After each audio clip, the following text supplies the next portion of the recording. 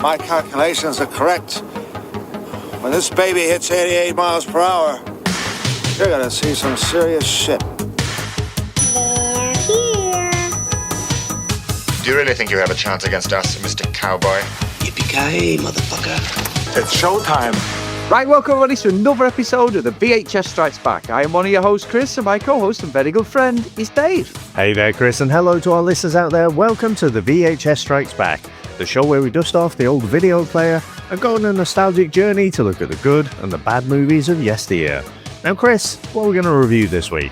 Well, Dave, it's a Patreon pick. It's our good friend and patron, Lee the Ventriloquist, if you do follow him on socials. He has picked a movie, Dave, that, to be honest, is right in mine and your wheelhouse. It's in there. It's like a free pick for me this week because I've not done a martial arts movie for a long time, Dave.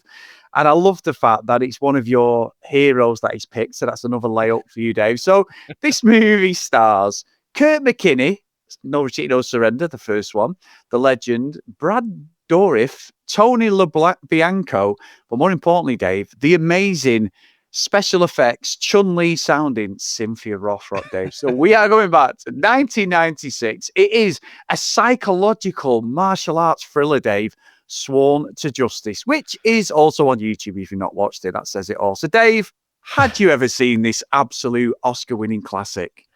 I had not. I do recognise the video cover, if you like. I'm sure we had this in Blockbuster. I had no aspiration to actually watch it. I've talked in the past about my bias. I just didn't like the movies that she did back in the day. And the whole Chun-Li screaming thing used to grate on me. And then I think I enjoyed a little bit more, when we did China O'Brien 1 and 2. I think, the ridiculousness of them, I was kind of more bought into them. I've just not really ever been quite bought into Cynthia Rothrock, but I have to say, Lee might have bestowed on us a little gem here, showing my hand a little bit straight away. I mean, it's got Cynthia Rothrock in it, but this has got so many cameos. And I'll come to one. You mentioned about Kurt McKinney. I mean, you see some of his martial arts moves, and I still lament the fact that he didn't do more with that. He made his choices. He went more into, I think it was General Hospital or, like soap opera type acting. But you see him here, he's still got the moves. And I think he could have still done a lot more in terms of martial arts movies. But you mentioned about Brad Dourif there. Only the fucking voice of Chucky. That's true, Dave. As who he is. You've got Chekhov from Star Trek in there as well. And to continue this weird, not trilogy, but these weird connections. I talked about the guy being in Teenage Mutant Ninja Turtles 2, and he was in Red Sonja. Yeah. And obviously we've done Arnie from Pumping Iron. Well, we also have in this the little guy at the newsstand, Mako. He plays Mr. Young. He's got the glasses on, so he's blind. He was in Conan the Destroyer. So we've got this weird set of connections. But anyway, so 1996, I mean, wow.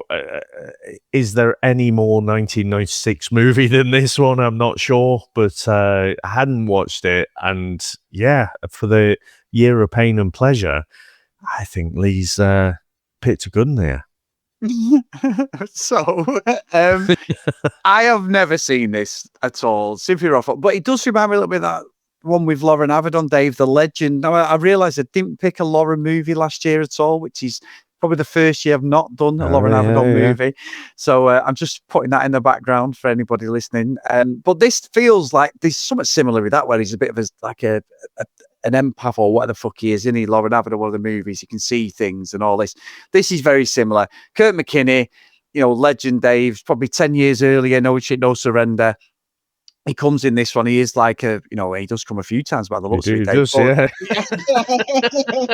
This is right in my wheelhouse, Dave, 100%. And I have to say, David, Cynthia Rothrock, I have I need to speak about a thighs, Dave, and we'll talk about that in the review. But yeah, I am all in. Lee has definitely, there was some definite twitching going on, Dave, for me in this movie, 100%. And yeah, what more could you ask? Sworn for Justice, absolute. Yeah, I don't want to say any more, Dave, but yeah, when it was on, I was like, oh, this is fucking amazing. Like, it's so ridiculous as well. Like, absolutely ridiculous. They've literally gone with every genre movie other than sort of sci-fi. I suppose it is sci-fi a little bit, but something different. She isn't just in the town doing all the karate. And you mentioned the movies, Dave, but we first started reviewing Cynthia Rothrock, Dave, in No Shit, No Surrender 2. With the great Lauren Avedon. That was the first movie, because I remember you saying how much you hated her, and I thought, oh, we've definitely got to do China O'Brien next. I didn't say I hated her, just that I just never got it. I was put off by the Chun-Li screaming. But, I mean, you say about the different genres. You described this one as a psychological thriller. I mean, you could make a case that this is also an erotic thriller. Oh, yes. But or it's Daredevil.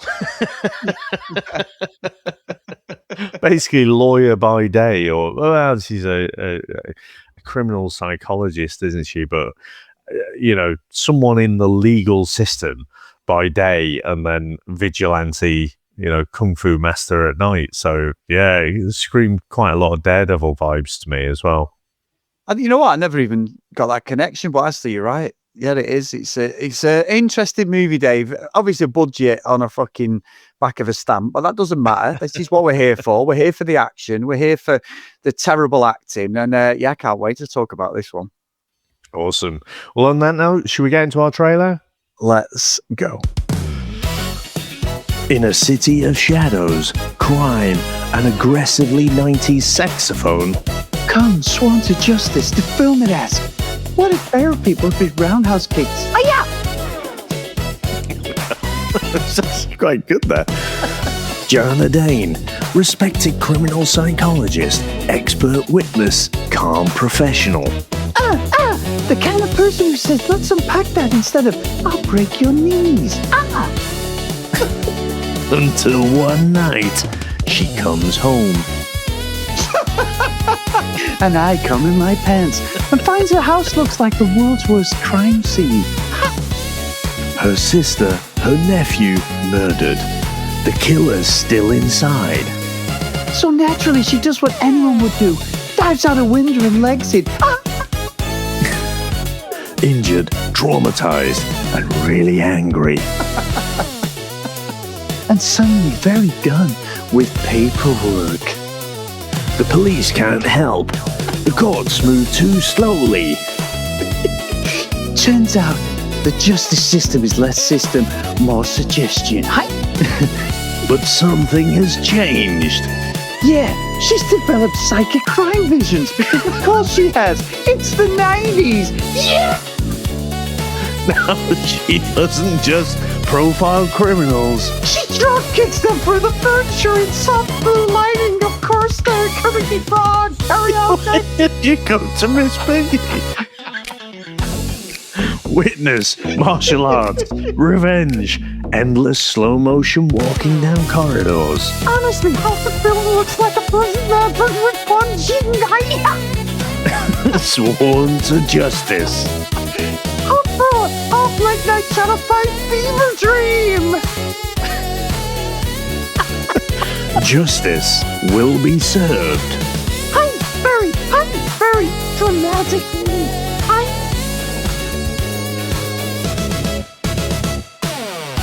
Jana Dane, a criminal psychologist, returns home to discover her sister and nephew murdered during a violent break-in. Attacked by the intruders, she narrowly escapes through a window, injured and traumatized. When the police investigation stalls, grief and frustration push her to take matters into her own hands.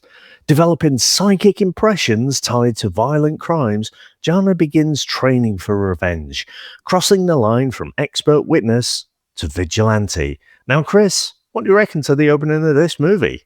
Well, I've got my voice back after that trailer, Dave. You know what? It's interesting because you can feel it's got that 90s, 96 hue about it, and it's going down the route. It's not just like she's out for revenge. Well, she's out for revenge, but it's not that usual thing where it's just like, China O'Brien, where she's got the sidekick, she's a sheriff, she's after getting everybody. They've tried to lean into some like 90s tropes with movies, haven't they? The way the camera work is, these shots and everything. But the fight scenes are just her fight scenes, aren't they? Like she's only 5'5", and that's probably in heels. The guys are huge, but she levers him. I think the fighting's a lot better in this than some of the other movies we've watched of it. Obviously, a lot of that was in the late 80s. And it does a better job of making her seem pretty invincible. Even though there's some big guys she's fighting, it doesn't feel like, I mean, you're China O'Brien, some of it, you're like, well, that just wouldn't happen. Like there is some silly bits. But I also think in this, some of the fight scenes, very Jackie Chan inspired, Dave. Like, taken, some of the comedy elements to it. A lot of the fighting feels like Jackie Chan type movies, like where it's supposed to be serious, but like the way she's like fighting him doesn't feel serious, if that makes sense. It don't feel like she's in danger. But I've got to say, Dave, I'm proper fanboying over in this because she is absolutely Chris Phelps, Rachel from Friends, Bob, 1996, all over, my friend. This is when the shoulder fucking diaries started. I mean, I have to say, in the Hong Kong movies and China O'Brien and stuff, she does have that short bob, doesn't she? But she's definitely got that Rachel from Friends look, and I guess this is why I say it's almost erotic thriller, because they've definitely gone to town in terms of hair and makeup, and definitely see her as that sex symbol. Whereas I don't think really in China O'Brien, I don't think they really played that up at all, but they definitely do in this. But you say about two things, I guess, the Jackie Chan type comedy and the choreography, but also the amount of fucking genres they've tried to throw at this thing. I think most of the fight scenes are fairly good, but just jumping into the middle a bit, again, she's a vigilante and no one recognizes her, and they all talk about this guy who's come to save them and stuff. I guess a bit of lazy sexism there, but she goes to get the guy who's the store owner, and he's kind of tied up in the back, and you get this weird, almost like sound effects. It was almost like fucking Hudson Hawk, where you had the weird sound effects when they're doing the fighting and everything, and it's all just very silly. And she ends up tying him up, and the guy on top is lying on top of the guy below, and he farts in his face, and it's like, right, okay, so is this a comedy? But no, it's also like, people got brutally murdered at the start, and then you've got this almost X-Files type influence of, oh, she's a fucking psychic as well. But it's not that clear from the start that she's psychic. It's just, was she just imagining this stuff, or was it flashbacks? What was it? And you had this weird cut in between the different scenes where you've got this high pitch kind of, I don't know if it's a violin or synth or whatever it is, but it's like, and it's flashing between her in the present and what her visions are. It's just, like I say, it's the most fucking mid-90s movie I think I've watched in a long time, where you can absolutely pinpoint it and say, yep, Rachel from Friends haircut, the styling, the cinematography and everything, just absolute bang on mid-90s. It is, and I think it's funny you said, how I interpreted the skills was when she jumped out of the building, which I've got to say, Dave, at the start of the fight, shouldn't, we're in a different world now, I know, but that miniskirt outfit they put on her, what the hell? Fucking hell, no, a fucking heart attack. But when she jumps from the building, when they're chasing her with the gun and that, and obviously, a sister and a nephew are dead, she bangs her head on a tree trunk. And I thought, as she was going down, there's hardly any mark on her face, but I thought that's how she started having the visions. So every time she touched something, that's when the visions come, didn't they? And I don't know, it wasn't. I didn't pick up on that. Yeah, well, because I thought it was a bit strange, because as she falls down, she falls into a load of trees to cut her fall, doesn't she?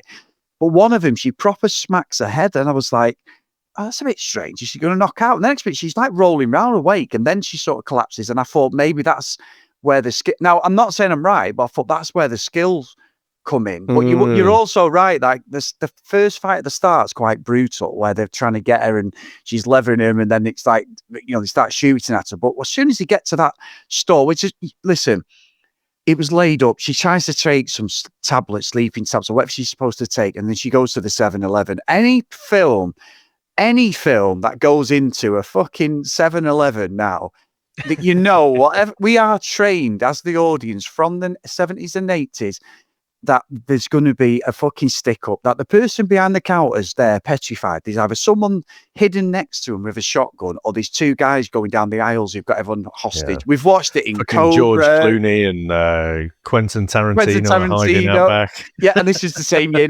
Well, you think back to Cobra, you think these Michael J. White fights, these films, there's loads like that. Any martial arts movie, there is this scene where they come to the rescue. Even bloody, what was the one we watched with the boss, Stone Cold? Remember, Dave, at the start? And he goes in and he's that guy who's in loads of films. We must have covered about 30 films where that same generic scene's in it for action, but sets up the main guy as like a badass and the main woman as a badass. And that you say, she goes into the supermarket. They don't have any cameras on. You can clearly see it's a woman with a hood up. But they're like, yeah, it's a guy, 5'5", very athletic, martial arts. It's like, fuck off. And then she ends up like at the court, doesn't she, doing her job and everything. And she's like psychoanalyzing everyone. And that woman's there straight away. The copper bit is weird when he comes to a house and he's talking to her, that old guy, and he's like lecturing her. And he's like, looking she's through getting ready. Yeah. Just like, it's not Kurt. She'd met Kurt McKinney just before this, hadn't she? Who, let's be honest, Dave, is wasted in this movie. I know he's not top billing, but he is a great martial artist. He complements Cynthia Rothrock really well in this movie. And we get a 5-minute cameo at the end. He is the love interest. Yeah. But that whole thing with that cop is weird because she's allowing him to watch her get changed in a sausage and everything. I was like, this is strange. And she's supposed to be like psychoanalyzing, going, yeah, well, it's because of this. And you've had, I'm like, this is fucking bizarre. Like, this is really strange. But you're right what you said a minute ago. There's about 6 genres of movies they've thrown in here, haven't they, to try and make this into a classic. It is what it is. It's a low-budget martial arts movie with, to be fair, a lot better acting than China O'Brien or Cynthia Rothrock, he's used to, Dave. She's trying to show a range, isn't she, when she like grabs the clothes and sees these flashbacks. But she's not a great actress, Dave. It's just, but it is, you know what? It's an enjoyable movie. That's the thing. I'm like you. It's a bit of a hidden gem. I think Lee's pulled one out the bag here, Dave. I'm going to take more notice of these 1990 movies that she started in anyway. Well, talking of pulling it out of the bag, I mean, had you watched this in 96 and you watched that undressing scene, fucking hell. And I've had it minuted to the very second, wouldn't I? Fucking unbelievable. This would have been, you'd have had, what was it? Did he say Basic Instinct, 37 minutes? Yeah, that's when it all kicks off, Dave. You'd have had the same timestamp on this one, I imagine. But I mean, it was weird because she could see him in the mirror looking at her and just being like really fucking lechy at old Briggs there. And you know, there's something weird about him because, again, she just got a key to her house or something. He's just there, isn't he? Just hanging around the crime scene for his or for her sister's house. But yeah, I was just amazed about the amount of cameos because when she goes to see Chekhov and she's done this psycho, it's almost like a Dr. Venkman test, wasn't it? Like a psychic powers. Psychic, yeah. And he's like, "Oh no, you scored so badly. You know, it looks like you've got no psychic powers. But the thing is, the most psychic people tend to, score in this way or something." And I'm like, what fucking logic is that? You don't do a maths test and you say, this person got 0 out of 100.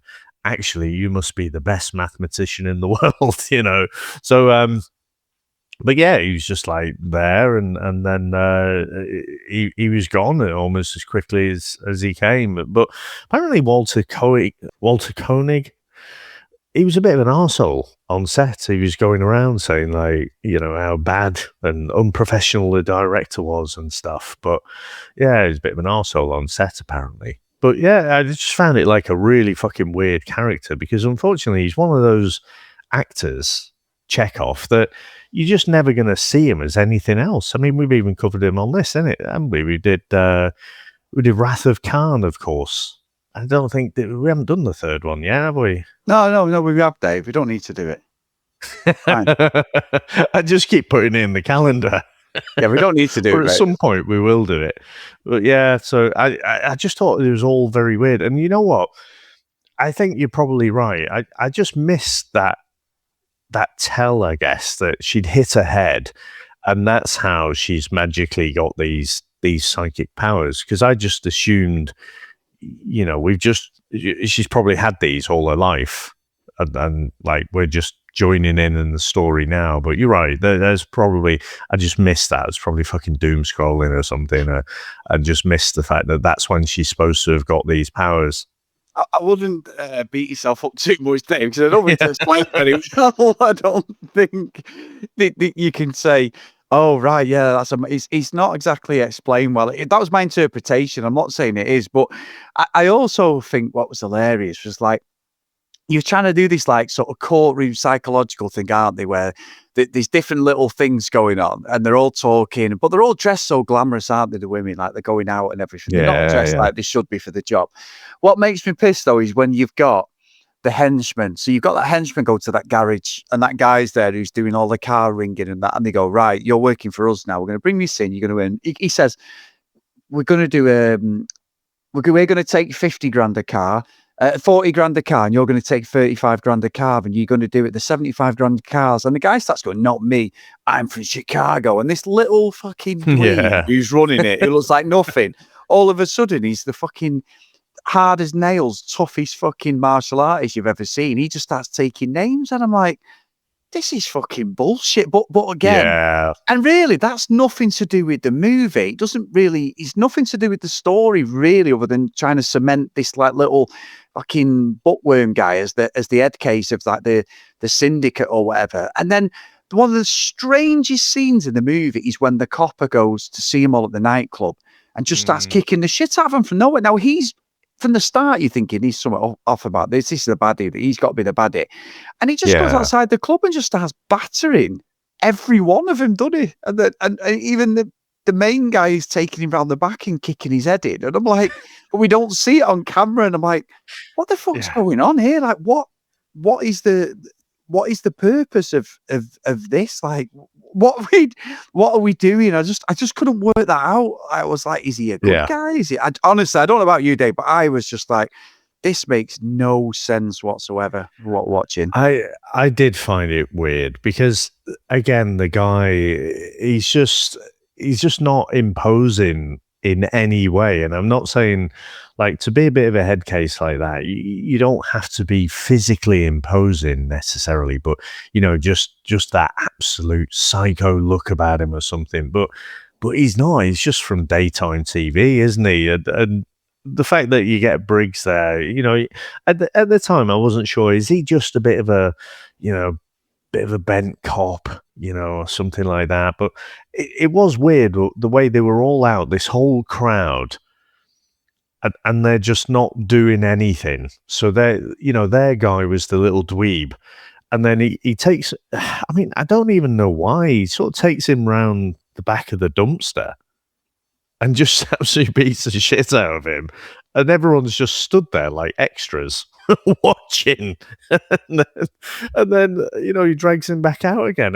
It was not a great scene, was it? I don't know what it was trying to tell us. I don't think it was shot very well. I think it was just maybe meant to make us think, oh, he's a bit of a rough cop or something like that. But I thought the same. I thought there's no way that little fella's the big bad. I think from there, I thought he was probably the Falcone of the the movie. Yeah, that's a good. You know what? That's a good description. And I mean, I'm saying about like Cynthia Rothrock, but the bit with Kurt McKinney, the sex scenes in this movie are very, very samurai cop, aren't they? They go on for far too long, and the Oh, I don't sort of know. well, no, but like the preening and stuff of like when they're in like his house and he's like, yeah, I've studied kung fu, and he's doing like tai chi and she's doing, and the next minute she's like, oh, I can't move in this skirt, and next minute she's got like a negligee on doing all these fucking moves, and you're just like, Amazing. yeah, no, but you just sort of like, this is fucking ridiculous, isn't it? Like it does.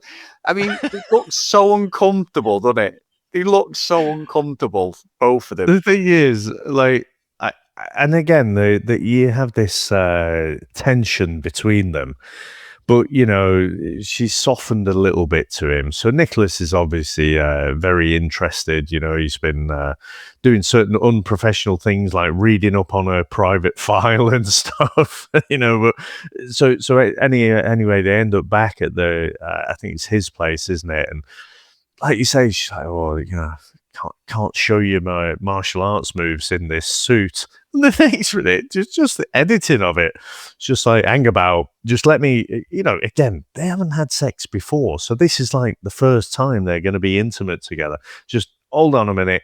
Let me just fucking take my suit off. I've got this negligee that I always wear to work. I just walk around in it all day. It's just handy I've got it on now. And I'm going to give you a full-on fucking intense kata. Brilliant. It's absolutely brilliant. Which, you know, I appreciated the form of it. But yeah, it did make me laugh. And obviously, I mean, this is, like I say, we didn't see any of this in China O'Brien. This is definitely playing up Cynthia Rothrock as that sex symbol. 100%. But it does feel out of place, doesn't it? It does. Yeah.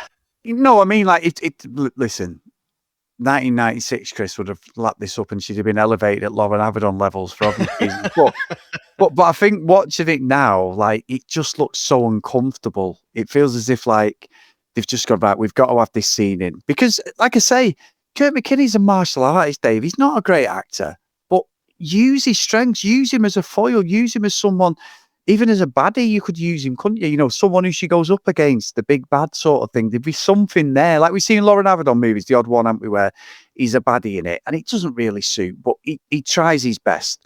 Whereas, I don't know, it's a good movie, and it's also utterly shit as well at the same time. That's how I'd describe this movie. Like, it's got everything that me and you as martial arts fans would want to watch, but I can't put my finger on. Like at times where I'm like, oh, this has just been the budget's on a fucking shoestring here. Like there's absolutely nothing like going on as well. It's great, but like she's got no range. She's very of the times when you watch like Lauren Avedon, no range at all, Dave. Obviously, greatest martial artist ever, but you know you've got no range in what you're doing, and they were still getting movies. Weren't they? These like direct to video, it would have been at the time, movies. There was still a career there for them through like sort of Hong Kong movie scene, and fair play to them, Dave. It's great having YouTube now and being able to go back on these movies and just watch him, because we never would have watched him. You'd have seen him in a video shop, and unless it was one like a mate had took a chance on, or you took a chance on and went, this is brilliant, you wouldn't watch this. But again, I'm so thankful that we've got that with YouTube now, that we can watch these movies, because there's just some absolute belting crap on there. Yeah, and again, it just in my mind, you know, this is not that long ago. Chris, is 30 years. I know. This is the same as Marty McFly going back to 1955 from 1985. It's scary, isn't it? We were saying that before we did the podcast, how old we're getting. It's just like, it's scary. It's 30 years. That seems to me like it's 10, 15 years ago. Not double it. That is watching bad. A bit of Euro 96 in the back garden. I remember getting the TV. It didn't fucking work very well. Fantasy football, sunny. Dave. Fantasy football. Yeah. But those are the days. There was a bit in this movie though where I did wobble, because I did think Briggs, you know, he's fucking bit weird, he's a bit lechy, he's also like, you know, again, very much older than Kurt McKinney. Surely Kurt McKinney is the love interest. And then I thought, oh, could Kurt McKinney turn out to be the big bad? Because they do have a little bit of an argument, don't they? And she sort of sends him off with a flea in his ear. And I thought, oh, he's not going to be the big bad. And it sort of crushed my soul a little bit. I thought, no, we can't fucking have Jason be the baddie. And unfortunately, he wasn't. But before we get to the kind of final fight scenes as well, it's sort of skimmed over a bit because, you know, I mentioned about the Daredevil parallels and I could have made other parallels as well because like you say, there's so many genres they've thrown at this, but Daredevil doesn't kill anyone, neither does Batman. The thing is, Cynthia Rothrock doesn't seem to have a problem with it because when she catches up with her sister's killer, you know, basically, and again, he's acting all weird in his flat and stuff. And then they have a bit of a fight, and then she kicks him onto the chair leg or something like that, and she's just like walking off. And I'm like, well, sort of is a murder, isn't it? You know, you'd imagine that will be investigated, but I don't know. Again, in that 90s way, it's just skimmed over. It's like, yeah, vengeance. Justice, that is. I fucking love it. I love it. I love it's so all over the place, isn't it? Because even like when she's grabbing stuff, like they give her different items and then she sees what's happened, like that young girl earlier on, and she sees that she's been locked in a room with water and but it's the Chekhov guy, he's so shit. He's like, you've just discovered, she goes, oh, I think she's got Asperger's or autism or something. You know, it's obviously 96, Dave. You know, it's not like people weren't meta aware like we are now. You know what I mean? Especially ourselves going on this journey, finding out about our, you know, neurodiversity. But it's the way he just goes, you found out more in 10 seconds than I have in 3 weeks. And I'm like, but she's done nothing. She's done absolutely nothing. It doesn't take a psychology degree or some supernatural, you know, psychic fucking skills that she's got. It's just, honestly, it's a classic movie. It's absolutely ridiculous. Like, it's so stupid. And again, when we've had one sex scene, we can get another one later on with Kurt McKinney, don't we, Dave? I'm not fucking mad at it, but we do end up with another one. I gotta say, Dave, proper crushing on her in this one. I've never, you know, always thought, she's. I won't say any more, Dave. I'm not getting us cancelled, but yeah, I was all in on this movie. She is looking very lovely in this movie, I do have to say, and as is Kurt McKinney, looking very lovely. Yeah, he is, to be fair. Yeah, he is. Very good. I mean, again, I think impressive that he's obviously kept up his training, even though he's, you know, starring in soap operas and stuff. But yeah, we get that kind of final coming together, don't we, so to speak, where the reveal is that Briggs is the big baddie. And I love this about martial arts movies because all right, there's henchmen around, but you know, they kind of pair off. So you get the little dweeb fella, he's pairing off with Kurt McKinney. And again, I agree with what you said before. He's kind of underused. We get to see more of his martial arts. And he says, oh, yeah, I wasn't just into Tai Chi. You know, back in the day, I was into Muay Thai. So he's obviously a bit of a badass, you know, and so he gets to show some of his moves there. Again, he kills off the little dweeb fella, and you get, you know, Cynthia's going or Dana's going against the Briggs and whatever. So I feel like the action was decent. You know, it was American B movie standards, wasn't it? It's not like the movies she did a lot earlier. You know, there's a lot more focus on fight scenes. You know, there's a little bit of plot and dialogue in between the fight scenes, basically. Whereas this one, the fight scenes seem to be more of the kind of sideshow. But yeah, it was fairly satisfying, I have to say. Again, just loved the mid-90s-ness of it, just the way it looked, and having the extreme cameos in it. Like, say, you got fucking Chucky and Mako's in there, Chekhov, and of course Kurt McKinney. I mean, I had no idea he did another martial arts movie. I thought he did No Retreat, No Surrender, and then he was into the soaps because he didn't want to, wasn't it? He talked to Van Damme and basically didn't want to get manhandled in one. Cambodia for the second one, so they thought, well, let Lauren Avedon go and do that. And then I thought that was him out of the game, and so it was a real treat to see him back in something, that's more martial arts focused. No, it was, and I think the only thing of the fight scene at the end, he's good. Like they're in the garage and they're fighting, and there's a few fight scenes, but one of the ones in the garage is the bit with the where she's on when Kurt McKinney's there and she's on like the bungee thing, and I'm like, but don't understand that. Why, when he turns up at the end and he's sort of she's beating everyone up, isn't she? But then he turns up and he takes his top off there, doesn't he? Starts fighting, and he's doing well. She's doing well. There's loads of good roundhouse kicks, but it's the bit when she ends up like a bungee rope, like an assault course thing, doing the splits kicking, and I'm like, wow, that is proper Jackie Chan 80s stuff. So far-fetched. But it's out of context with the movie. It's out of character with the movie because, like you say, you've got this. I don't know what's in context with the movie, though. Not a lot. I don't think. Like you say, you got this weird psychological thriller part to it, the psychic visions and everything. It seems quite gritty in places. Then it goes all Hudson Hawk in places. Gets all erotic thriller in other places. I don't know. I don't think anything is off the table for this movie.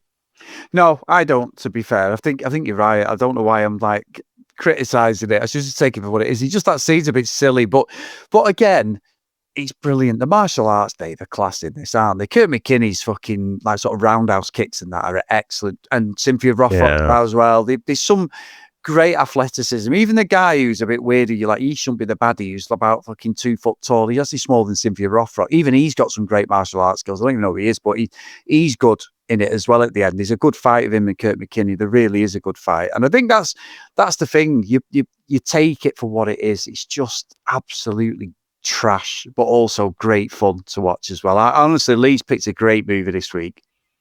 Yeah, absolutely. So should we get into our final review? Let's go.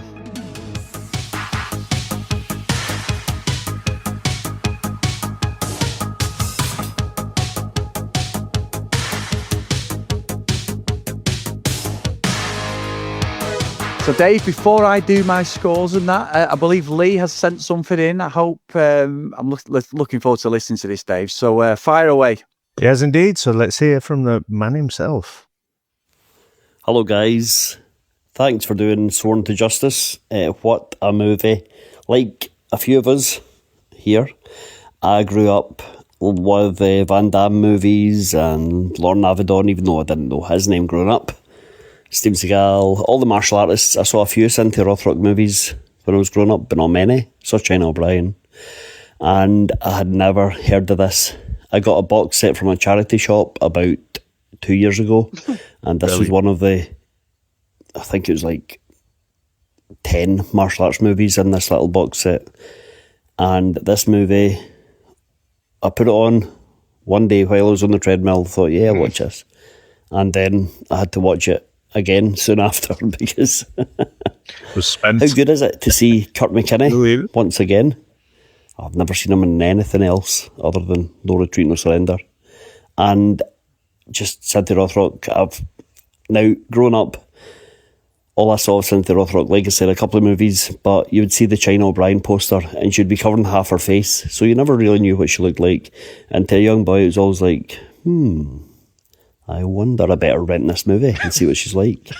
And see if she's a good fighter, of course. That's my main thing, yeah.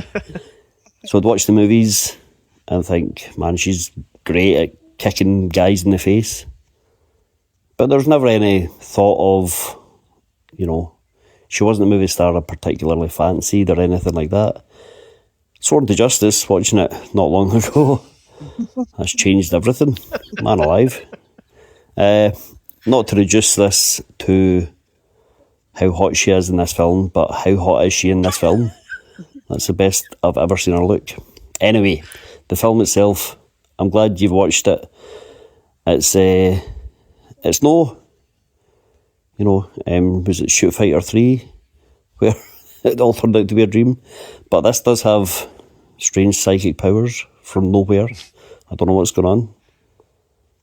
And it's got a few familiar faces, a lot of fighting, and a little burned man with a little wig on his head. So that is enough for me to recommend this movie. Yeah. I hope you enjoyed it as much as you can.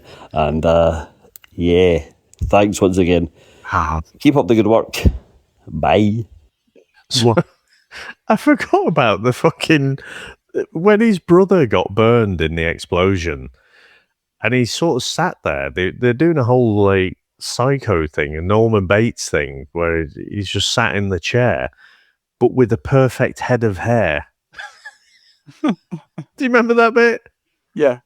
I do. I fucking forgot that. Fucking brilliant.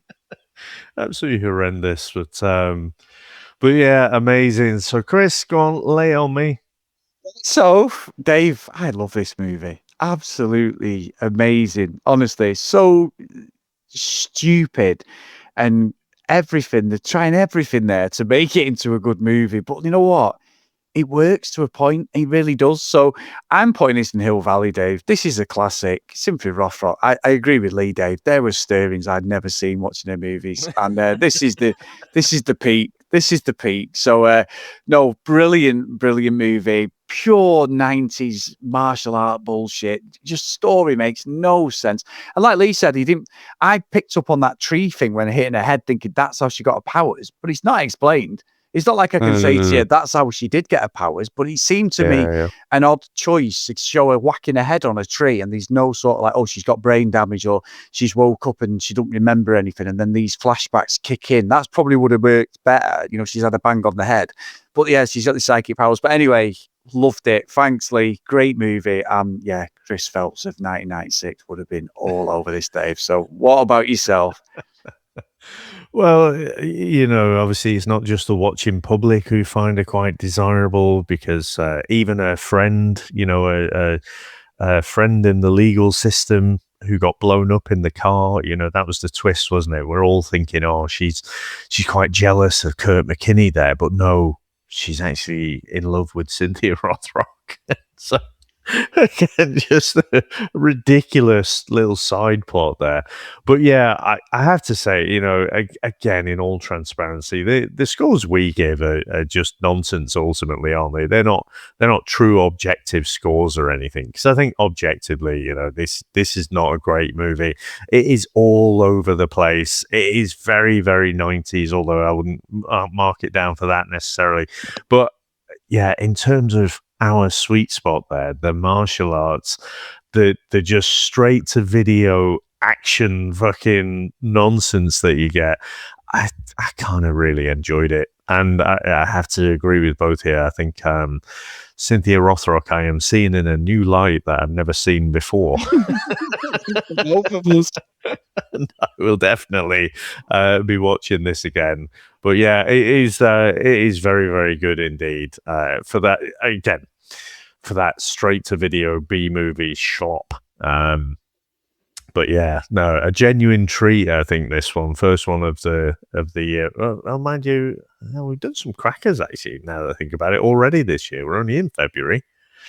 But yeah, a bit of a gem, never seen before, and like I say, definitely would watch again. So it's Hill Valley from me.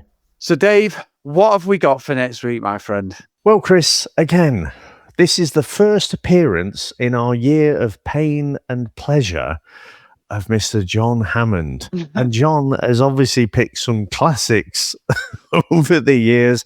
I think Bloody Muscle Bodybuilder from Hell ran it quite close in terms of the tournament that we had for Stitch Up of the Year. So, but he always pulls it out of the bag. You know, I think he bestowed upon us the Samurai Cop, the For Your Height Only. So he's picked some off the beaten track, I would say. And for this one, Chris, I would also put that in that category, because we have gone for a 1990 movie I doubt many people have seen. And yeah, be careful with your search history on this one, because it is called The Erotic Ghost Story. Now let's get into the trailer. Oh, no. 3 young women. I might have to draw the curtains for this one, Chris. Perhaps. arrived one day from far, far away. Hang on a minute, Dave. Just trailer now. And in town, the whispers began. Yeah, naked bodies already.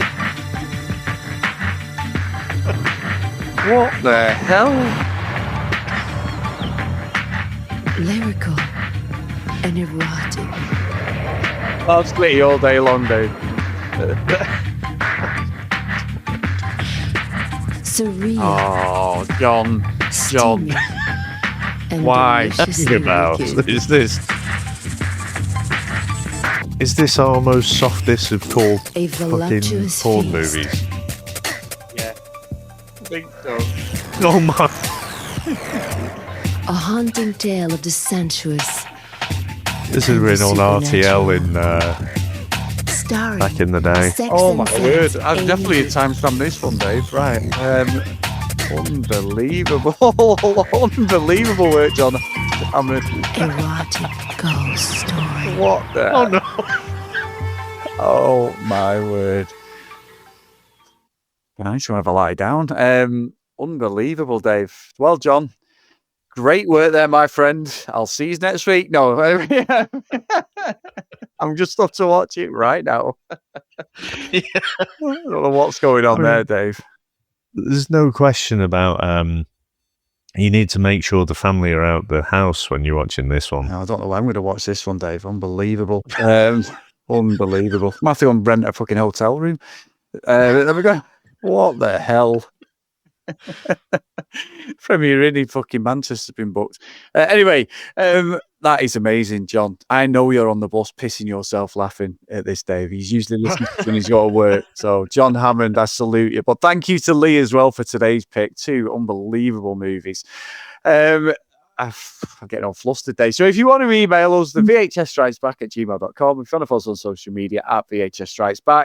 If you do want to support us, please get over to patreon.com/the VHS Strikes Back. And for all our patrons, if you haven't been on there, we have just released the 2021 movie Bull on there for you guys. So please get onto Patreon if you are a Patreon supporter and enjoy that one. That was a very different movie, Dave, wasn't it? But yeah, good movie. So It was. yeah, very good, very good. If you also, you don't need to support us, 'cause I've already said that once. So what I will say, Dave, is let's do the roll call of honour. John's erotic ghost stories just took me right off kilter now. Big thank you to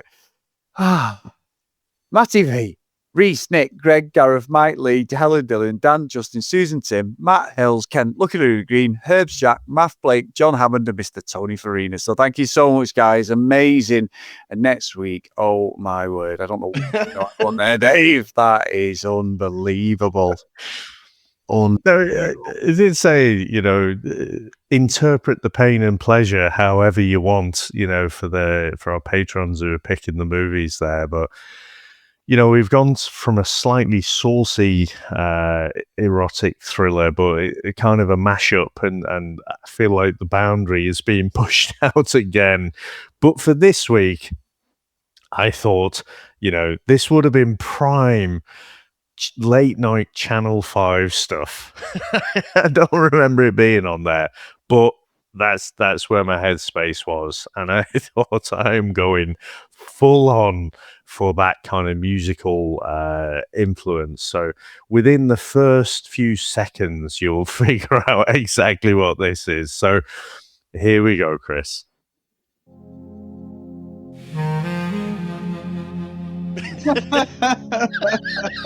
Might be another next week's movie.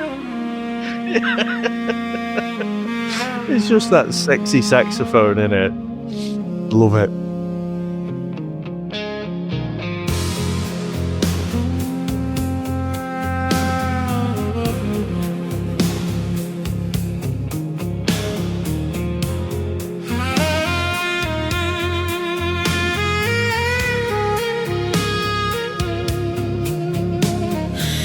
She walks in the court in a tight black suit.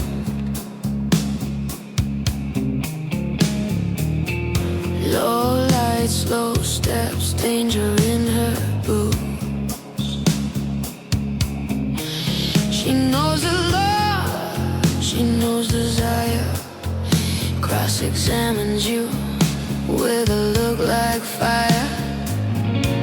She lays her hand on cold concrete, feels your secrets underneath. She sworn to justice, sworn to fight. No beds, no rules, no mercy tonight.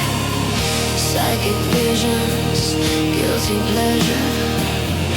Pass the bar, then apply the pressure.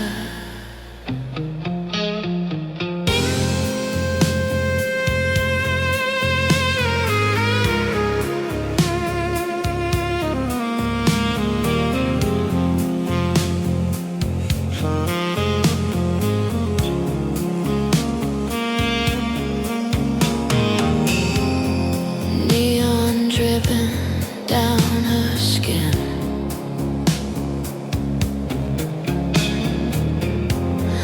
Late night streets pulling her in. The sex exhales slow and deep. Promises she won't keep. She plays it close, she plays it smart. Reads your mind before she breaks your heart. She sees you coming in a flash. Heavy breath, slow motion crash. She's sworn to justice, sworn to fight. No beds, no rules, no mercy tonight. Read your mind, read your tells. Touch the truth, ring the bell. Boyfriend knows the rules of the game. No retreat, no surrender, no shame. Villain grins like a killer dog. Chucky laughs down a shadowed hall. Lines get crossed, the lights go low. Everybody knows, but nobody says no.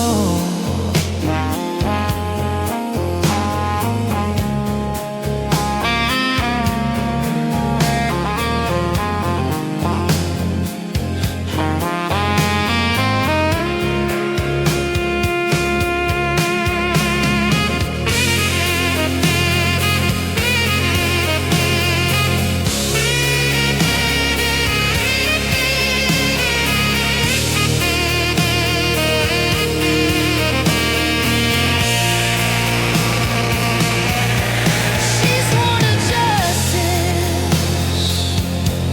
sworn to fight.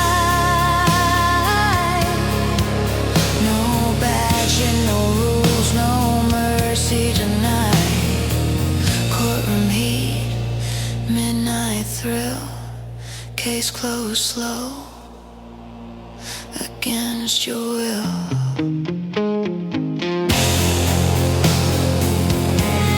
Sworn to justice,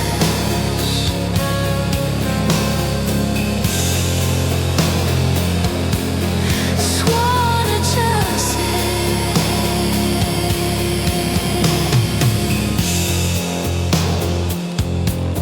Sworn to justice.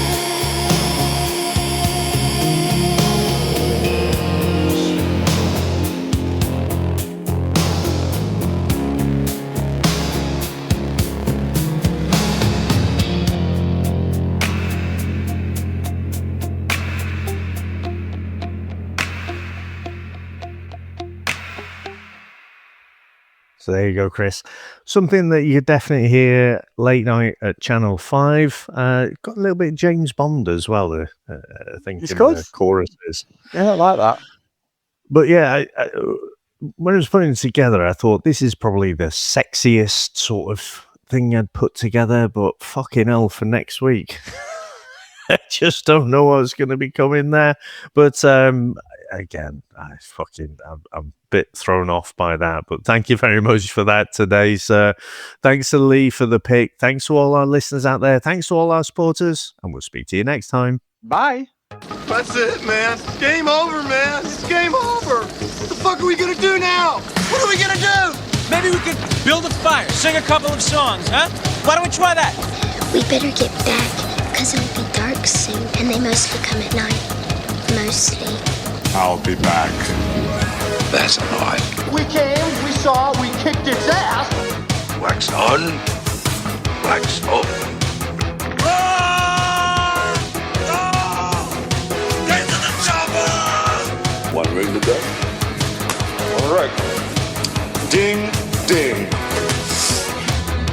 Bust you up. Go for it. Well, here we go. Ain't so bad. Ain't so bad. Ain't so bad. Come on. Come on, ain't so bad. Ain't nothing. Come on. You must be crazy or something. I'm crazy. You just a stupid. Yeah, maybe you crazy. I ain't breathing heavy. He's a fool. He's stupid. I seen you at 6 o'clock.